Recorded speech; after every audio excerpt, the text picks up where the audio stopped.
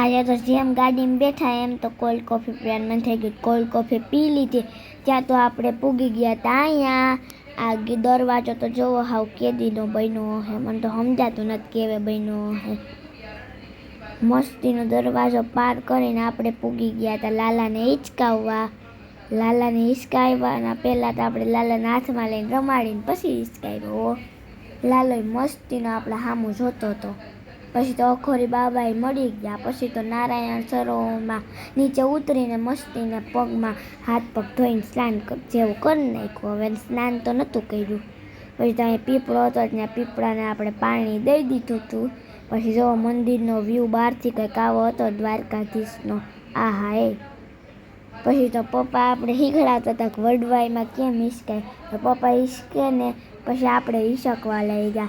આપણે તો એમ હિંચકતા બહુ બીક લાગી. તો આપણે તો આ મૂંધા હિંચકવા માંડ્યા હો. પછી તો આપણે છે ને પોગી ગયા હતા સોમનાથના કોપી કેટ મંદિર ઉપર. કા મમ્મી? કોટેશ્વર. હા કોટેશ્વર. પણ બે મંદિર હરખા લાગે. પછી તો મસ્તીને દર્શન કરીને બહાર નીકળી ગયા. ત્યાં તો રાત પડી ગઈ. તો ગાડીને ભૂખ લાગી ગઈ હતી.